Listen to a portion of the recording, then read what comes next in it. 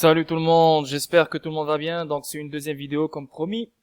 Cette vidéo aussi elle va durer 15 minutes. J'espère que je vais vraiment la compacter en 15 minutes. Donc j'espère que vous avez regardé la première vidéo, mais cette deuxième vidéo c'est une recherche. Donc c'est une recherche que je partage publiquement. Je vais pas le faire dans le Discord ni rien. Donc juste pour voilà vous donner un peu de contenu. Je vais pas tout garder exclusivement parce que cette recherche-là ne vient pas spécialement de moi. Donc c'est des petites recherches en regardant un peu les YouTube, les chaînes YouTube, etc. Donc moi je ramasse et j'ajoute avec les connexions que j'ai en tête, bien sûr. Donc, comme je fais toujours, ok?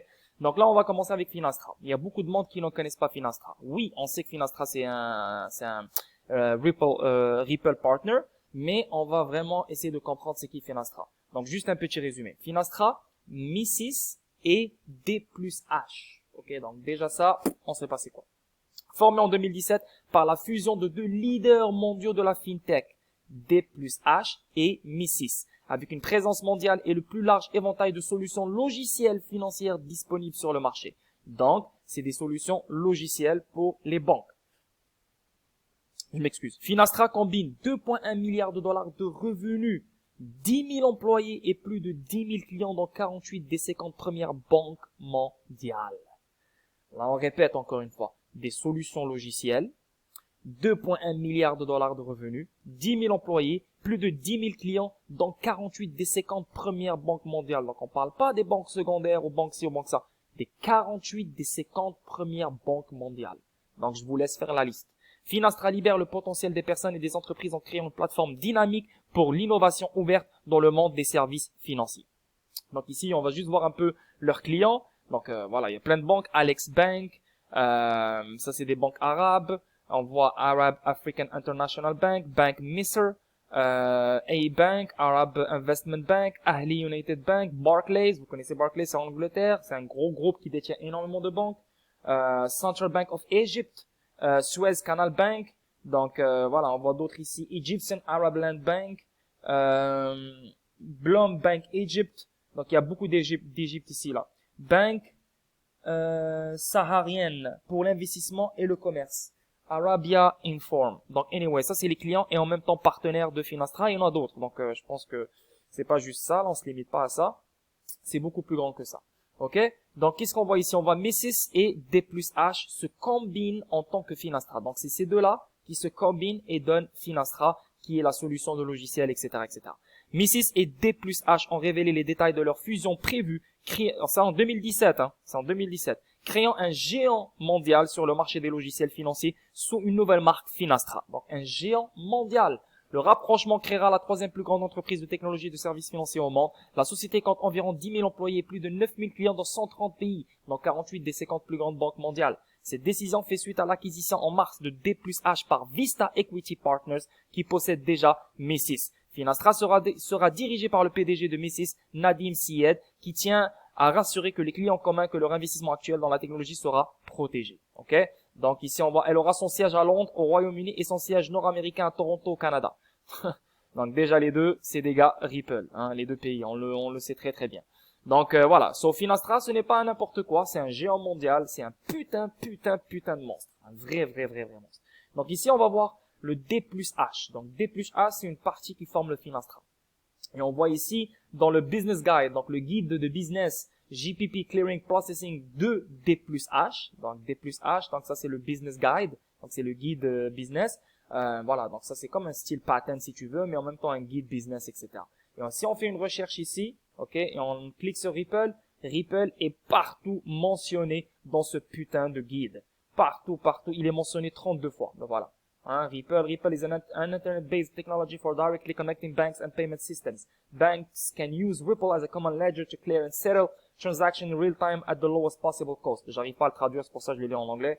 On voit encore ici the Ripple Protocol. Ripple ici. Ripple Protocol enables two critical functions. Ripple. Vraiment là, ils sont en train de mentionner Ripple de A à Z. Et en sachant que Finastra c'est un partenaire de Ripple, on voit aussi D plus H qui forme Finastra aussi est connecté à Ripple à 100%. Ok?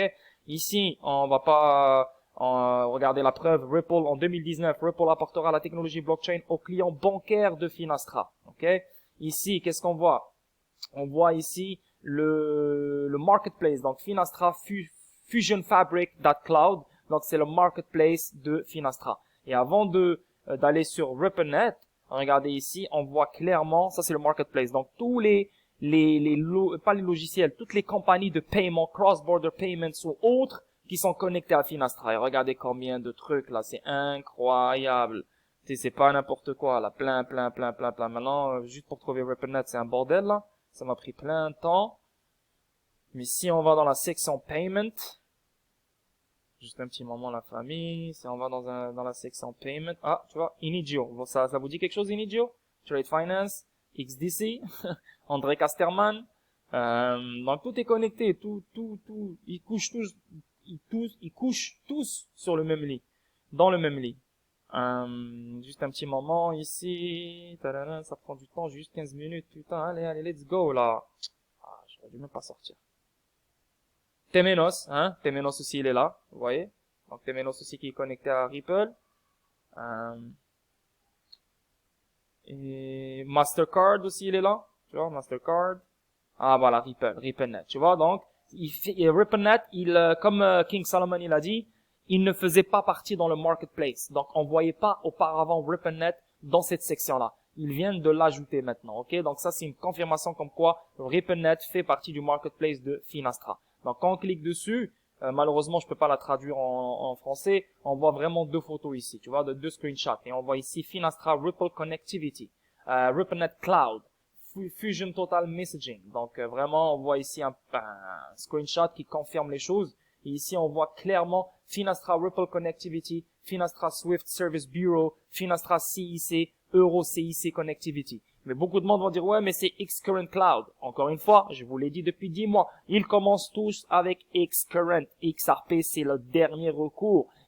Quand ils se familiarisent avec l'écosystème, quand ils se familiarisent avec le réseau, quand ils se familiarisent avec les choses, ils doivent aller à la deuxième étape, c'est XRP. Parce que Xcurrent n'élimine pas les comptes Nostro, n'élimine pas le préfinancement. C'est Swift 2.0, c'est exactement Xcurrent. Xcurrent, c'est vraiment Swift x 10, ok? Mais ça n'élimine pas le préfinancement, etc., ODL, On Demand Liquidity, ok? Donc, juste pour mettre ça au clair. Et aussi, qu'est-ce qu'on voit ici? On voit Mastercard, Cross Border Services. Je sais qu'il y a des gens qui disent non, Mastercard est connecté, Mastercard est connecté à Ripple, d'autres qui disent que Mastercard n'est pas connecté à Ripple, mais ici on voit clairement ici, on voit Mastercard s'associer au partenaire Ripple Loulou au Emirates United pour améliorer les envois de fonds. Donc si Mastercard s'associe à un partenaire de Ripple, Mastercard va utiliser la technologie Ripple indirectement, qu'on le veuille ou non, c'est comme ça. Moi je reste dans le bord comme quoi un Mastercard est connecté avec Ripple indirectement. Ripple recrute le meilleur responsable de Mastercard pour diriger les opérations XRP en Europe. Et on a vu dernièrement avec Goldman Sachs, Ripple qui a embauché un gars de Goldman Sachs et directement après on a vu une connexion Goldman Sachs avec Ripple, Goldman Sachs qui mentionne XRP dans son patent. Donc si Ripple recrute le meilleur responsable de Mastercard et on voit ici en plus de ça Mastercard qui est associé au partenaire Ripple, donc que tu le veuilles ou non, il y a une connexion avec Ripple et Mastercard, mais il n'y a rien d'officiel, ok? Donc ici, la nouvelle dans cette vidéo, c'est que juste ici on voit Ripple maintenant officialisé dans le... C'est officiel, c'est dans le site Marketplace de Finastra, ok? Ici aussi on voit Finastra et Bakkt annoncent leur intention de permettre le trading de crypto pour les banques communautaires et le coopératif de crédit. Et ça fait combien de temps? Le 13 octobre 2021, donc c'est il y a pas longtemps. Mais malheureusement, Bakkt, qu'est-ce qu'elle dit? Elle dit Bakkt n'a pas l'intention de soutenir XRP, déclare le PDG. Le 12 janvier 2021. Bah, nique ta mère, Bakkt, hein, t'es une conne, t'es cave, pauvre ta gueule, hein. Un jour crois-moi, un jour tu vas dire, ouais, j'utilise XRP. Anyway, ça c'est juste une petite recherche que je voulais partager avec vous, mais c'est quand même chaud, c'est quand même sérieux parce que Finastra c'est un putain de géant mondial, ça ne rigole pas. Et là maintenant ils ont officialisé comme quoi RippleNet est connecté à Finastra. Et en plus de ça, on voit Mesis et D+H, deux gros monstres aussi qui ont formé Finastra, qui mentionnent Ripple 32 fois dans leur business guide. Ok, c'est incroyable. Ici, la Banque d'Israël se salit les mains avec la monnaie numérique. Donc, Israël aussi rentre dans le jeu. N'oubliez pas que Ripple est connecté avec le plus grand service de paiement qui existe en Israël. Est-ce que Israël va utiliser Ripple? Bah, Israël est connecté en Angleterre, il est connecté aux États-Unis. Donc, tout ce que les États-Unis va faire, Israël va le faire. Tout ce que l'Angleterre va faire, Israël va le faire. Donc, on pourrait spéculer que Ripple peut être la plateforme que Israël va choisir pour leur cible ici. Ici, Cryptapéro, le boss, on a trouvé un putain de diamant. On a trouvé un gros gars pour les Songbird et Flare Network. Oui, j'étais là, moi et Benoît. Mais moi et Benoît, on est des gens qui touchent à plein de choses. Bien sûr, on peut pas être efficace et fort dans un seul truc.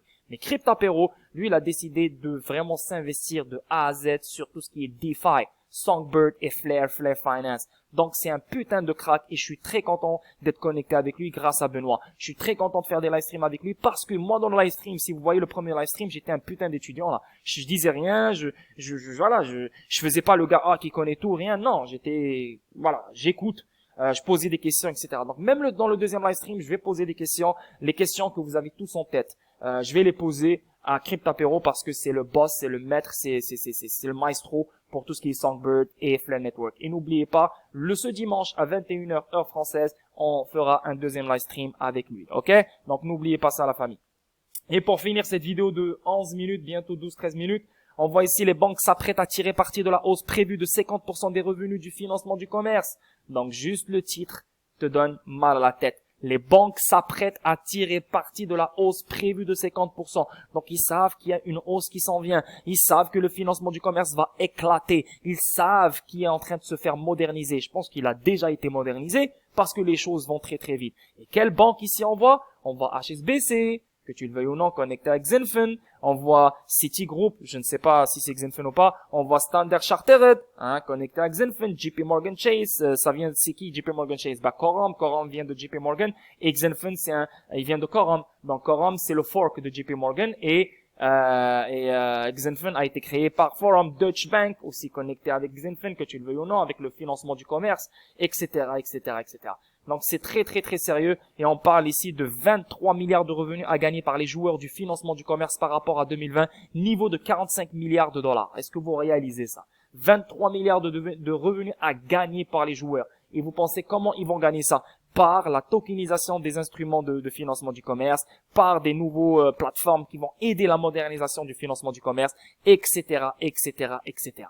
C'est incroyable. Exportation et les importations des entreprises telles que les lettres de crédit. Qui fait ça, les gars? Et vous le savez bien, Zenfin. Les garanties de performance et le financement de la chaîne d'approvisionnement devraient croître à un taux annuel composé moyen de 3% cette décennie. Et voilà. Donc, c'est incroyable. Très, très belle nouvelle venant de cet article. Ça mentionne pas Zenfin ici. Mais nous, vu qu'on a fait des recherches et depuis des mois, vous me suivez, les gars, clairement, ça parle Zenfin ici. Clairement, parce que tout ce qui nous explique ici, Zenfin veut le faire et Zenfin est déjà investi à 100% là-dedans. Ok? Donc voilà, une vidéo de 13 minutes. J'espère que vous allez aimer la famille. J'espère que vous allez aimer les deux vidéos. Prenez soin de vous et je vous vois demain pour une autre vidéo statique, la famille. Et n'oubliez pas, dimanche, live stream. Avec Cryptapéro et Benoît. Malheureusement, je ne pourrai pas faire un live stream ce vendredi parce que je ne serai pas là. Le week-end, je serai out. Donc voilà. Donc demain, je vous vois pour une autre vidéo statique. Prenez soin de vous et likez les vidéos, subscribe et mettez des commentaires. Bisous la famille. Prenez soin de vous. Bye bye.